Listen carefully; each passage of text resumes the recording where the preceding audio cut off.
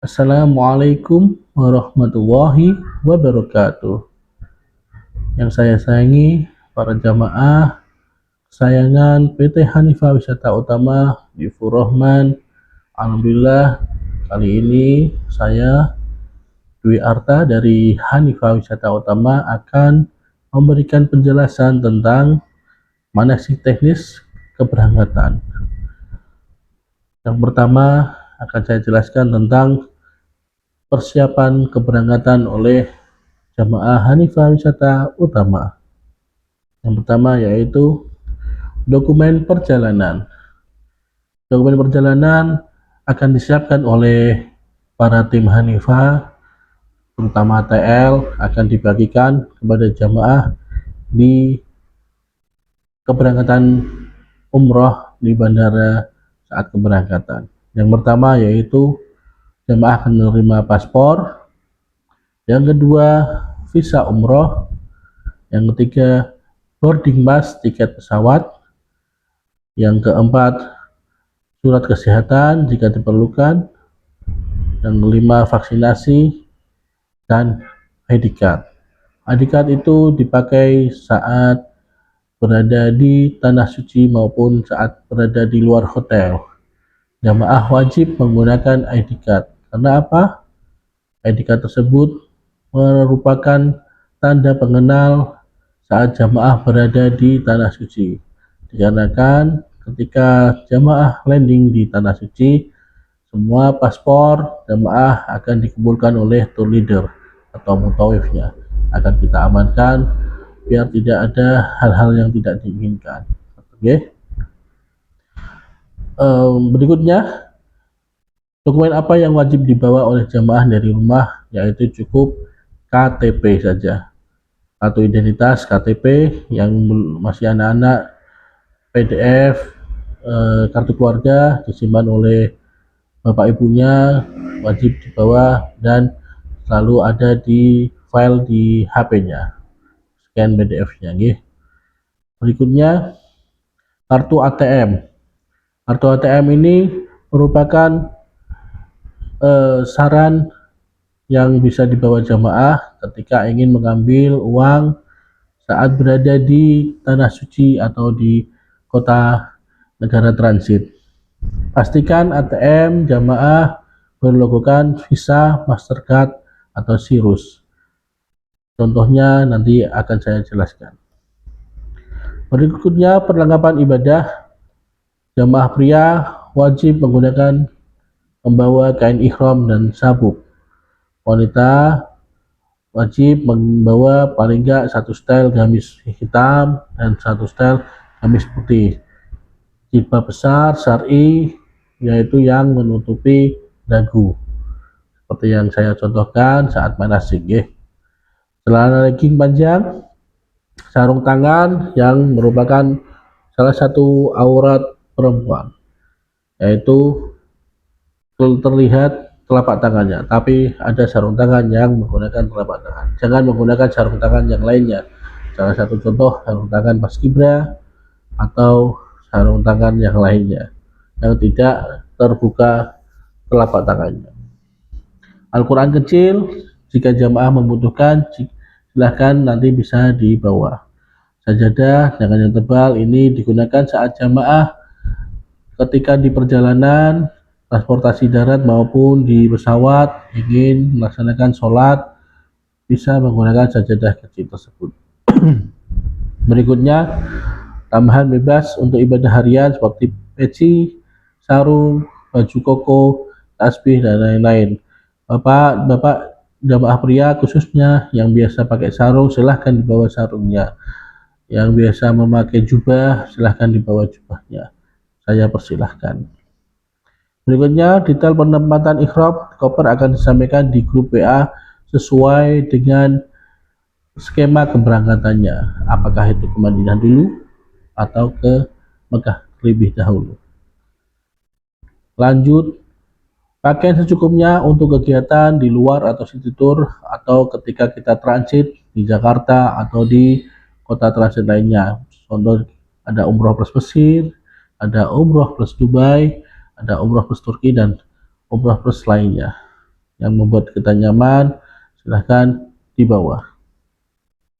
Bapak Ibu juga wajib memakai atau membawa perlengkapan mandi, karena apa? Ketika di bandara, ketika di hotel di Arab Saudi maupun di kota transit, kemungkinan di dalam kamar mandinya tidak ada perlengkapan mandi atau sabun atau handuk atau lainnya. Silahkan lebih baik saya sarankan dibawa. Karena apa? Ketika kita di luar hotelnya kredit, terkadang handuk itu terlambat atau handuk saat itu tidak ada di dalam kamar. Jadi saya sarankan tetap membawa handuk sendiri dan perlengkapan mandi lainnya seperti sabun, sabun muka, sampo dan lain-lain saya persilahkan. Untuk berikutnya, sepatu atau sandal. Sepatu bisa digunakan saat keberangkatan ataupun yang lainnya. Sandal bisa digunakan saat ibadah khususnya,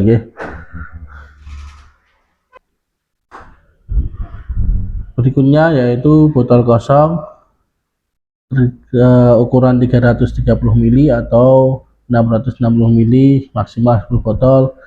Itu tidak wajib dibawa, tapi Bapak Ibu silahkan yang ingin membawa oleh-oleh air zam-zam untuk keluarganya terkhusus bisa membawa. Tapi ingat, aturan Arab Saudi bisa berubah sewaktu-waktu. Jikalau Bapak Ibu jamaah membawa air zam-zam di luar yang jatah dari maskapai 5 liter disimpan di koper, ketika di saat kepulangan ada aturan yang berubah, itu bukan tanggung jawab dari travel, karena itu adalah aturan yang diberlakukan saat itu juga. Karena apa? Arab Saudi merupakan negara kerajaan, jadi bisa sewaktu-waktu aturan bisa berubah. Colokan kaki 3 itu digunakan untuk Bapak Ibu jamaah yang membawa HP atau yang ngapunten yang membawa setrika. Kadang ada yang membawa setrika atau catokan rambut yang terbiasa seperti itu, silahkan dibawa. Karena apa? Colokan 3 di Arab Saudi beda dengan di Indonesia, dikarenakan ada colokan 3. Bapak Ibu jamaah bisa mencari di online atau di toko listrik terdekat. Itu biasanya sekitar harga sekitar 25.000 sampai 45.000 sampai 50.000 lah, insya Allah seperti itu. Berikutnya yaitu gelas pemanas air atau water heater. Ini jika dibutuhkan saja. Karena apa? Di kamar biasanya ada yang hotel yang menyediakan water heater, ada juga yang tidak menyediakan water heater. Jadi yang membawa anak-anak bisa membawa water heater dengan ukuran yang kecil aja untuk memanaskan air untuk membuat susu atau makanan untuk anak-anak, Yang berikutnya yaitu topi lebar, kacamata hitam atau payung lipat. Ini digunakan ketika saat city tour. Bapak Ibu jamaah bisa menggunakan saat perjalanan city tour, kegiatan keluar hotel, biar tidak kepanasan. Yang tidak kuat panas bisa menggunakan topi lebar, kacamata hitam dan payung lipat. Detail jumlah dan penempatan pakaian akan kami share di grup WA.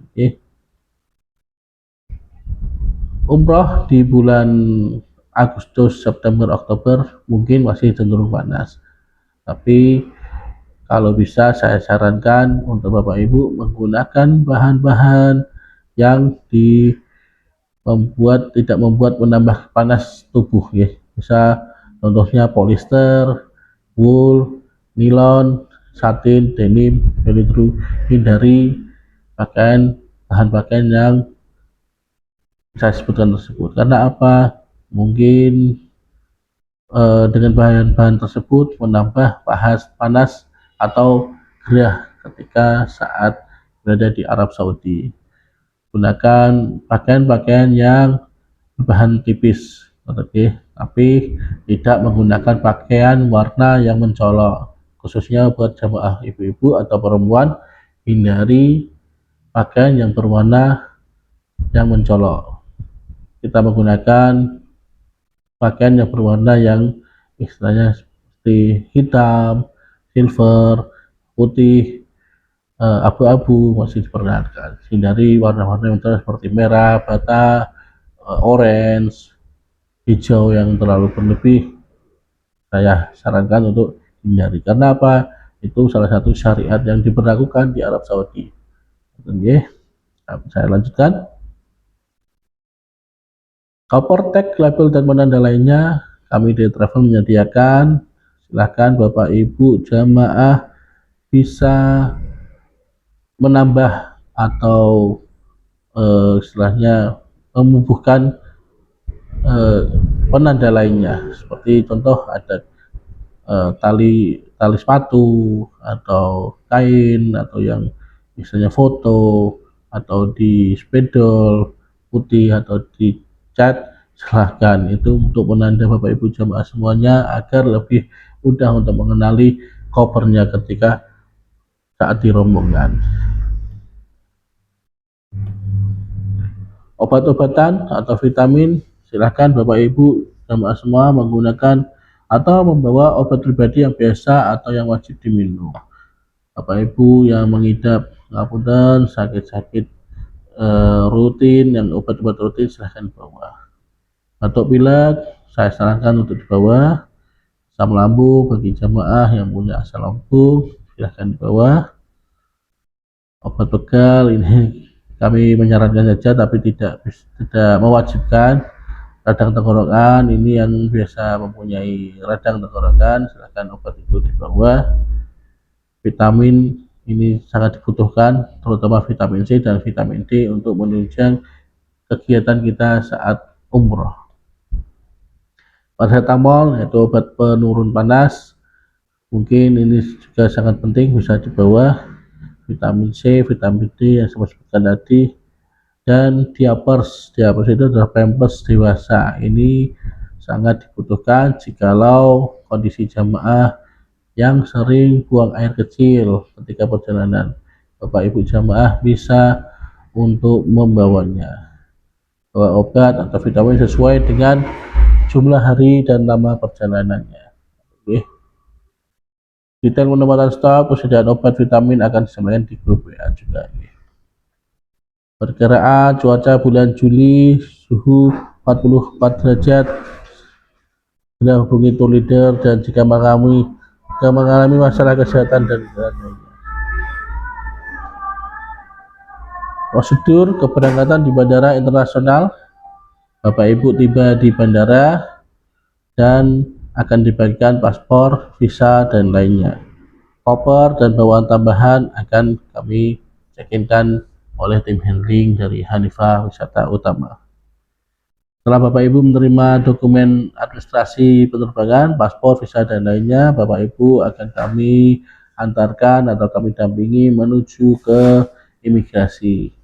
Mohon paspor dan dokumen lainnya jangan sampai dititipkan, walaupun sama istrinya, sama anaknya, atau jamaah yang lainnya. Karena apa? Ini sangat penting, dokumen wajib dibawa sendiri-sendiri, kecuali anak-anak. Anak-anak bisa dibawa oleh orang tuanya. Setelah itu masuk di imigrasi, lolos, kami akan mengarahkan Bapak Ibu jamaah menuju ke ruang tunggu. Ruang tunggu, Bapak Ibu silahkan duduk sesuai tempat duduk yang nyaman, cari tempat duduk yang nyaman sambil menunggu informasi dari maskapai untuk masuk ke dalam pesawat. Setelah itu Bapak Ibu akan menerima informasi akan boarding atau masuk ke pesawat. Jikalau nomor tempat duduk Bapak Ibu jamaah berbeda dengan keluarganya atau sahabatnya, silahkan duduk dulu di tempat duduk sesuai dengan nomor boarding tiketnya. Setelah itu Bapak Ibu akan kami bantu untuk tukar tempat duduk jikalau itu diperlukan. Kalau memang tidak, silahkan sesuai dengan tempat duduknya masing-masing. Seragam batik dan ID card wajib dibawa untuk selalu mudah dikenali. Jikalau meninggalkan rombongan, contoh mau ke toilet atau ke musola atau mau jajan ke resto, Bapak Ibu jamaah jangan lupa untuk selalu izin dengan tour leadernya. Jangan sampai tidak, karena apa? Ada sesuatu hal mungkin ketika paspor dititipkan kepada istrinya dan informasinya saya akan membawa jamaah menuju ke imigrasi dan paspor tersebut terbawa oleh pasangannya yang sudah masuk ke imigrasi dan itu tidak bisa keluar lagi. Akhirnya si pasangannya tidak bisa masuk ke imigrasi dikarenakan paspornya dibawa oleh istrinya atau suaminya. Atau itu yang saya sampaikan, mengapa paspor harus wajib dibawa oleh orangnya masing-masing, jamaah masing-masing, tidak boleh dititipkan. Untuk berikutnya yaitu prosedur kedatangan di bandara internasional saat landing di Saudi ataupun di negara transit. Di dalam pesawat silahkan menunggu arahan dari pramugari untuk keluar dari pesawat. Jangan terburu-buru, cek dulu barang bawaannya yang ada di dalam kabin pesawat. HP, tas, bawaan yang di loker atas atau di bawah kursi pesawat biasanya silahkan dicek terlebih dahulu, jangan terburu-buru untuk keluar. Setelah itu Bapak Ibu akan menuju imigrasi lagi di bandara kedatangan, siapkan paspor, visa untuk melaksanakan proses keimigrasian. Bapak Ibu ketika di proses imigrasi saya harap jangan sekali-kali mengaktifkan telepon, merekam kamera, video dan lain-lain di saat di depan petugas imigrasi di Arab Saudi maupun di bandara transit lainnya. Mohon Bapak Ibu harus selalu menjaga etika sebagai jamaah Indonesia dan membawa kebaikan untuk semuanya. Setelah itu Bapak Ibu akan menuju ke luar, nanti akan dipandu oleh TL, tapi biasanya TL akan keluar paling akhir. Jangan mencari TL, karena apa? TL akan bertugas untuk menghitung koper yang keluar dari bagasi pesawat. Jamaah akan lurus terus, nanti akan bertemu dengan mutawif atau gate di pintu keluar. Jangan khawatir, nanti sudah ada tim atau dari petugas bandara yang akan mengarahkan Bapak Ibu di pintu keluar. Mobil kedatangan, kalau tadi yang saya sampaikan juga, ketika mau ke musola, toilet, silahkan izin ke tour leader atau mutawif atau gate di saat bandara kedatangan.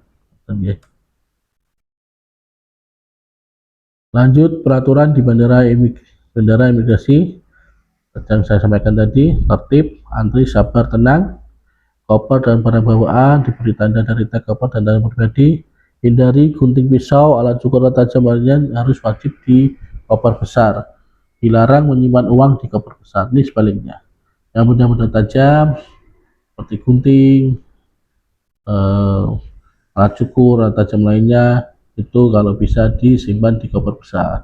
Kalau barang-barang berharga seperti perhiasan, jam tangan, uang, cash, kalau bisa disimpan di tas paspor atau tas kecil. Jangan sampai sekali-kali disimpan di koper besar. Kita untuk menghindari oknum-oknum yang jahat di bandara.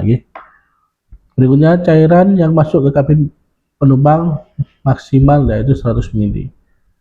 Bapak Ibu ketika masuk ke dalam pesawat yang ngapunten membawa air minum atau benda cairan seperti minyak kayu putih, parfum dan lain-lain, hindari isi yang melebihi dari 100 ml karena itu tidak diperbolehkan untuk masuk ke dalam pesawat atau mungkin bisa disita oleh petugas saat di pemeriksaan X-ray di bandara keberangkatan maupun di bandara kedatangan.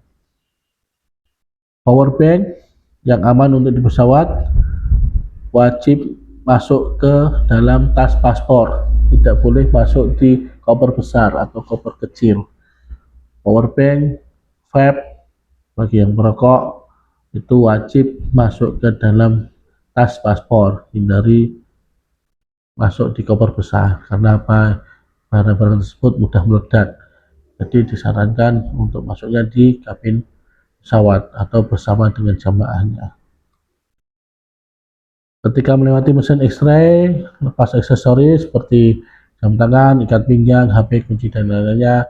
Ikuti aturan dari petugas bandara, jangan sampai melawan atau memberikan isu-isu yang kurang baik seperti isu bom, isu terorisme atau apa, itu akan menghalangi langkah jamaah semuanya. Usahakan tetap dalam rombongan, jangan terpisah. Selalu izin dengan TL atau rombongan yang bertugas, jangan sampai terpisah. Ini salah satu contoh pengecekan X-ray di bandara.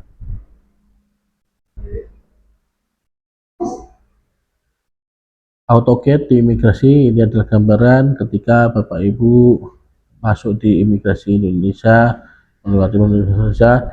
Ini ada salah satu fasilitas dari bandara Indonesia, yaitu AutoGate di imigrasi.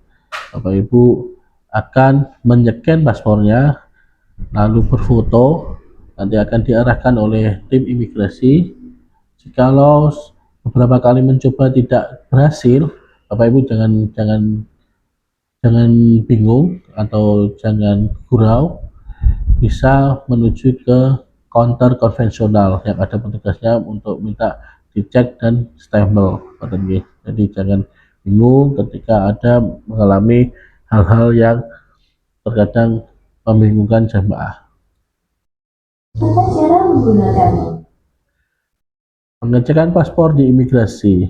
Nah, ini yang gambarannya, yaitu untuk yang di konvensional atau yang ada petugasnya, tidak melalui AutoGate. Toilet di pesawat seperti ini gambarannya, mungkin sangat sederhana. Bapak Ibu jamaah juga wajib untuk menjaga kebersihan, walaupun itu bukan tanggung jawab kita, tapi kita sebagai jamaah Indonesia wajib kita menjaga kebersihan toilet.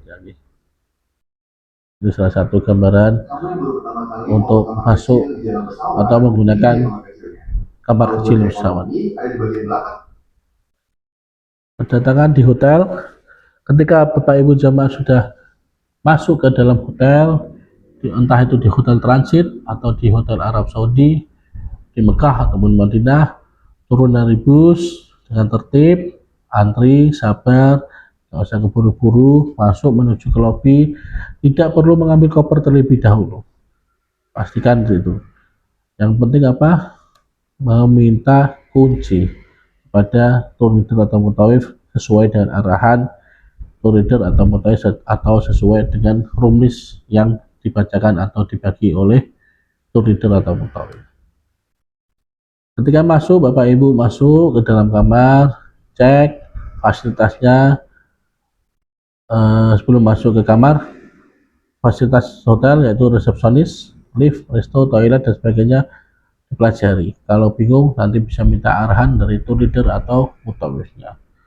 Nah, setelah masuk kamar untuk bersih-bersih, sebelum menggunakan kamar mandi ataupun kamar tidur di kamar hotel tersebut, cek dulu fasilitasnya, AC-nya sudah nyala apa belum, sudah dingin apa belum, air keran sudah bisa nyala atau bermasalah, wastafel, tempat PAP, tempat buang air kecil, saya dicek apakah sudah memenuhi standar atau ada kendala. Jika mengalami kendala, silahkan hubungi tour leadernya atau mutawifnya, atau guide-nya. Lanjut, pelajari lokasi hotel, jalur pergi pulang dari masjid ataupun mau ke masjid, nanti minta tolong diarahkan oleh tour leader atau mutawif. Nanti bapak-bapak, ibu-ibu jamaah semuanya bisa mengingat-ingat titik kumpulnya di mana atau arah ke hotelnya gimana. Seperti itu ya. Lanjut ke pulangan, keluar atau check out dari hotel. Bapak Ibu pastikan sebelum keluar dari kamar, pastikan barang-barangnya sudah tidak ada yang tertinggal di dalam kamar.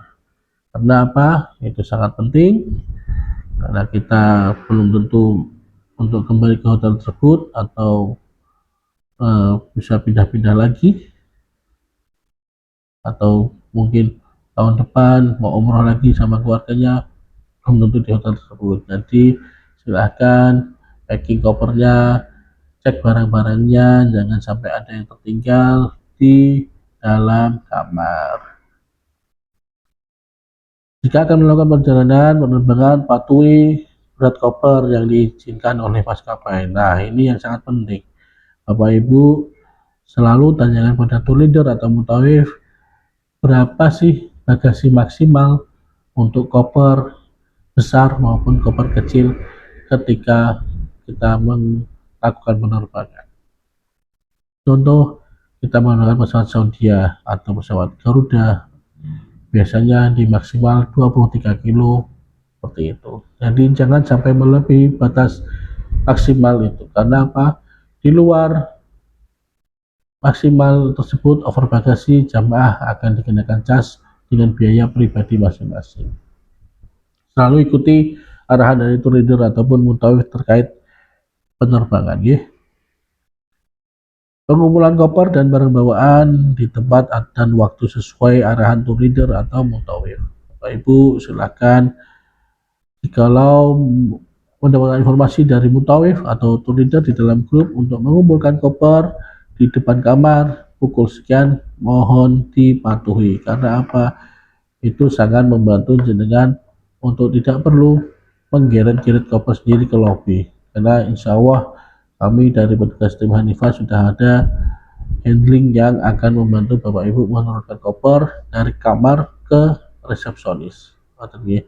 Jikalau Bapak Ibu melebihi dari waktu yang ditentukan oleh tour leader atau mutawif, pastikan jamaah akan mengumpulkan sendiri-sendiri. Berikutnya, berkumpul di lobi titik kumpul di tempat dan waktu sesuai arahan tour leader atau mutawif. Kembalikan kunci kamar hotel dan dikumpulkan kembali ke tour leader atau mutawif yang bertugas. Berikutnya, menunggu dan masuk bis secara tertib, antri dan sabar. Pembekalan tambahan saat manasik, ini salah satu amalan-amalan yang bisa Bapak Ibu jemaah laksanakan atau amalkan ketika di tanah suci atau di Haramain. Kenapa? Sekecil amalan apapun akan menambah pahala Bapak Ibu di Haramain atau menyempurnakan ibadah umrah Bapak Ibu semuanya, dan menjadikan ibadah ini menjadi ibadah umrah yang mabrur dan berkah untuk seluruh jamaah dan keluarganya. Apa saja itu? Yaitu yang pertama, perbanyak ibadah sunnah seperti sholat rawatib, sholat gaib, sholat qiyamul lail, sholat duha, dan sebagainya. Sholat gaib yang belum terbiasa, mungkin di Indonesia jarang mengikuti sholat gaib pada jenazah. Di sana setiap sholat 5 waktu, sholat fardu di Masjidil Haram maupun di Masjid Nabawi, Bapak Ibu jamaah silahkan mengikuti sholat gaib pada jenazah. Ini pahalanya sangat besar, yaitu salah satunya yaitu berpahala 1 kirot atau setinggi atau seluas Jabal Sur atau Jabal Uhud, pahalanya seperti itu. Jadi manfaatkan ketika di Haramain, di tanah suci, melaksanakan ibadah sesuai dengan sunnah-sunnah Rasul. Yang belum terbiasa sholat rawatib, sholat qiyamul lail, sholat duha, dan sholat sunnah-sunnah lainnya, silahkan dipelajari di rumah mulai dari sekarang untuk menambah amalan-amalan Bapak Ibu ketika di Haramain. Yang kedua, sabar ketika antri lift, kamar mandi, resto, bis, dan ketika menghadapi situasi yang kurang nyaman, teman seperjalanannya, teman sekamarnya, dan lain-lain sebagainya. Harus selalu bersabar, kulaan sabar yang banyak. Karena apa? Ketika kita berada di tanah suci, apapun yang kita batin itu bisa terjadi. Jadi mulai dari sekarang lakukan hal-hal yang positif, mulai menata niat kita, mulai menata pikiran kita, hati kita, mulai dari sekarang sampai nanti keberangkatan dan kepulangan, yang akan menambah amalan-amalan Bapak Ibu jemaah ketika di Haramain. Berikutnya, ujian yang mungkin dihadapi seperti terpisah dari rombongan, kehilangan barang atau uang, mohon sabar. Karena qadarullah, Allah memberikan cobaan pada jamaah pasti ada hikmahnya.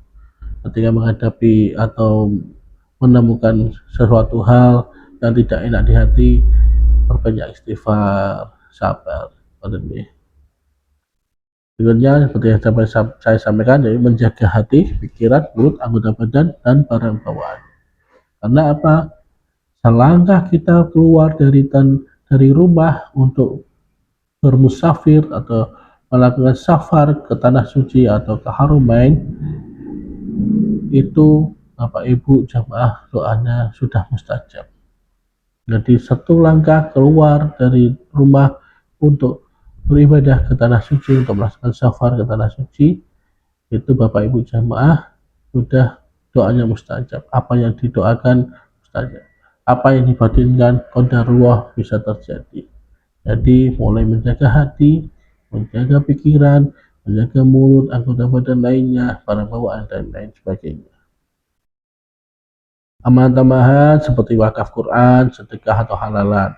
Wakaf Quran ini Bapak Ibu jamaah bisa minta tolong ke tour leader atau mutawif yang bertugas untuk nanti biasanya didata untuk mewakafkan Quran ke Masjidil Haram maupun Masjid Nabawi. Itu akan mendapatkan amalan jariah, bukan untuk si fulan saja, tapi si fulan dan seluruh keluarganya akan mendapatkan jariah amalan apa yang ada di wakaf Quran tersebut. Ketika wakaf Quran tersebut dibaca oleh orang jamaah lainnya, negara lainnya, itu akan mendapatkan amal jariah, kembali ke jariah kita masing-masing. Ini sedekah, Bapak Ibu jamaah bisa melaksanakan sedekah ke petugas-petugas masjid, tukang bersih, itu bisa menggunakan rial-rial kecil atau uang rupiah 5.000 biasanya masih bisa diterima. Atau halalan, Bapak Ibu jamaah bisa diniatkan membawa jajanan-jajanan ringan, makanan ringan, snack, dibawa dari rumah, diniatkan untuk sedekah atau berbagi halalan ketika di Masjidil Haram atau di Masjid Nabawi. Bisa dibagi dengan jamaah-jamaah sesama Indonesia atau jamaah-jamaah negara lainnya. Bapak Ibu jamaah bisa menggunakan cara tersebut. Itu salah satu amalan yang bisa menambah pahala Bapak Ibu jamaah semuanya. Yang berikutnya yaitu yang muda membantu yang tua dan yang tua wajib nurut yang muda. Oke. Jadi yang muda mohon ketika ketemu jamaah yang sepuh, ketika butuh bantuan mohon dibantu. Dan yang sepuh ketika ada orang muda yang mau membantu mohon nurut. Jangan ngeyel, jangan bantah Bapak Ibu jamaah karena nanti ini akan memperlancar ibadah Bapak Ibu jamaah ketika di tanah suci nantinya. Yang berikutnya, ibadah sesuai dengan kondisi badan dan kesehatan. Jangan memaksakan kondisi untuk selalu beribadah di masjid. Utamakan ibadah yang wajib dan utama. Contoh, Bapak Ibu jamaah umroh wajib yang pertama ikut dengan fisik yang kuat. Umroh yang kedua ingin ikut, tapi kondisi badan sangat capek, sangat lelah, dan sangat kondisi-kondisi lainnya. Jangan dipaksakan jikalau emang kondisinya tidak memungkinkan. Karena apa, itu akan membuat atau menghalangi perjalanan Bapak Ibu ketika kepulangan atau pas masih berada di tanah suci. Apapun itu, kondisi jamaah itu sangat penting. Ketika jamaah mengalami kurang enak badan atau setelahnya ada sakit yang kurang nyaman, bisa disampaikan ke tour leader atau mutawif. Insya Allah tour leader dan mutawif akan memberikan saran dan solusi yang terbaik untuk Bapak Ibu jemaah ketika di tanah suci tersebut. Yang berikutnya tadi saya sampaikan amal jariah yang bisa dilakukan ketika berjalan dengan pahala yang insya Allah akan mengalir terus. Di antaranya adalah wakaf Quran tadi. Untuk ketenangan dalam beribadah, tetap jaga komunikasi dengan keluarga di rumah. Persiapkan paket data umroh. Paket data umroh ini beda dengan paket data internet yang digunakan Bapak Ibu jemaah ketika di Indonesia. Paket data internet yang digunakan yaitu paket roaming internasional. Bapak Ibu silahkan bisa membeli sendiri atau bisa minta tolong tempat Hanifa mendaftar, gitu ya, atau cabang Hanifa mendaftar. Ketika mendaftar Bapak Ibu di mana, silahkan bisa minta tolong atau bisa minta tolong tim yang bertugas, seperti itu. Untuk mempermudah selama perjalanan, persiapkan rial sebagai uang resmi di Arab Saudi. Ini juga sangat penting, walaupun beberapa lokasi bisa menggunakan uang rupiah, tapi yang bisa diterima yaitu uang 50.000 dan 100.000 saja. Di luar itu kadang para pedagang tidak menerima uang rupiah. Jadi saya sarankan untuk tetap menukar minimal beberapa paket itu untuk tukar uang real. Nanti bisa dibantu oleh tim dari Hanifa.